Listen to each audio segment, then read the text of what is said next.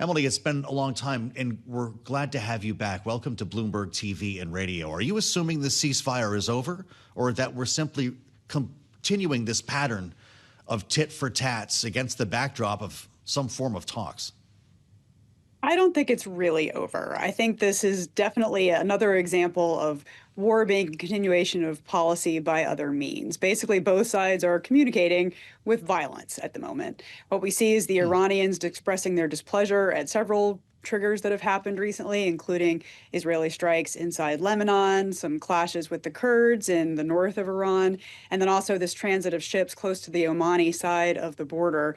And we just saw them wrap up funeral festivities for the Ayatollah, and that's a moment where they seem to really have wanted to reassert themselves in the Strait.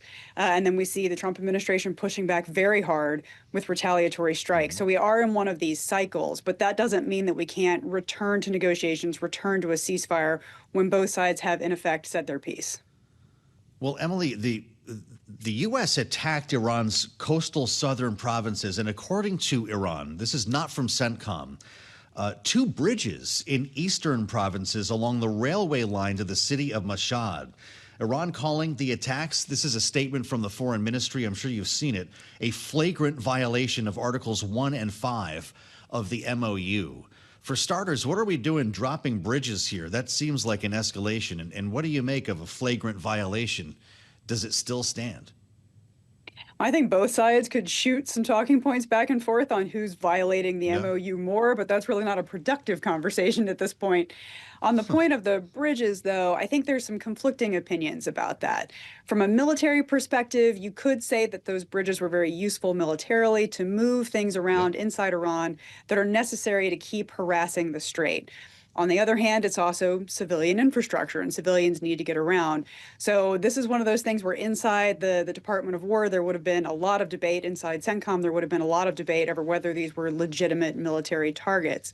We're also pretty deep into this conflict at this point, and while we started it with a huge target deck, those have kind of worn down a little bit. So now what we're looking for is smaller targets, small fast boats, and things that are really going to send a message.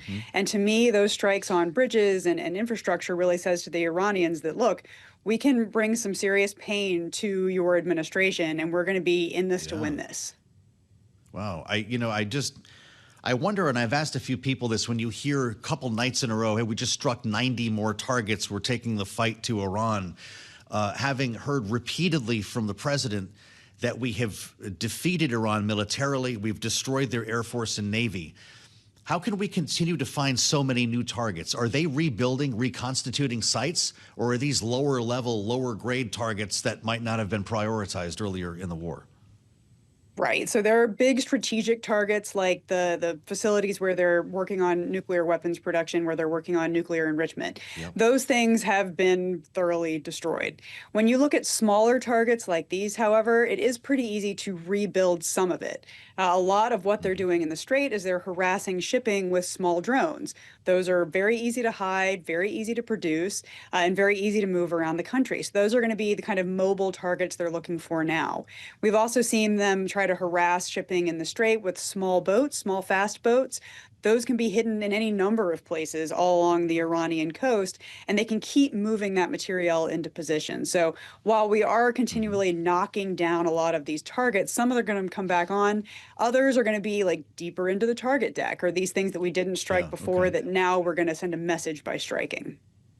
Got it. As I mentioned, you were director for Iran on the National Security Council 0708, so the George W. Bush administration. Emily, to what extent were you talking about this very issue, to the extent to which you gamed out having to protect the Strait or maybe occupying Karg Island? Are the stories and targets you're reading about now familiar to you? I realize you can't describe classified information, but were these considerations that long ago? Quite familiar. In a lot of ways, this is a war that we've been planning for, waiting for 20 years.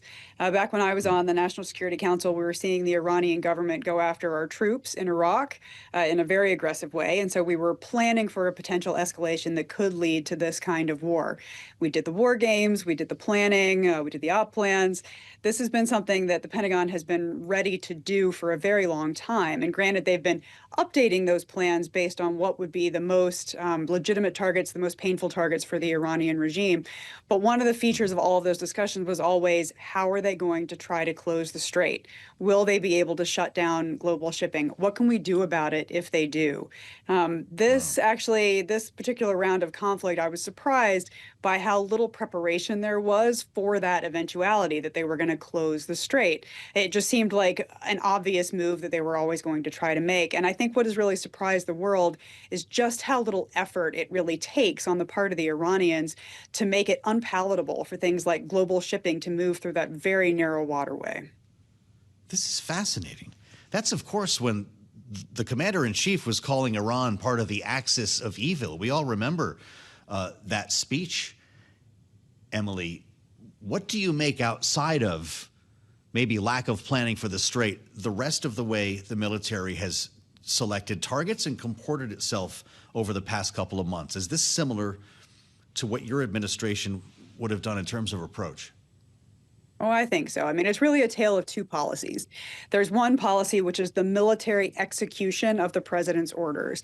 And in so many Yep. ways, that has been amazingly, perfectly, wonderfully done. From rescuing the downed airman who was in Iran to Yeah. the very precise targeting to minimizing civilian casualties whenever possible, to being able to find, fix, and finish very quickly with the help of some new technologies. A lot of that has been proving the way of American warfare works very well, very efficiently, and can be lethal when Huh. it needs to be. On the other hand, though, you have the overarching policy of the conflict. You know, what are we really trying to accomplish here? There are things that you Right. can accomplish via military means, and there are things that you just can't. So early on in this year, what we saw was the Trump administration come out and say that they were looking for things like an end to violence against protesters. They were talking about things like regime change or a new Right. regime in Iran. And then they kind of backed off that rhetoric. And I suspect it's because somebody explained to them that these objectives are very difficult to achieve through military means. Instead, we Yeah, shifted to understood. this framework where we were looking at nuclear and Navy, and those things you can And accomplish now with he's military calling it means. the denuclearization is the word we've been hearing from the president.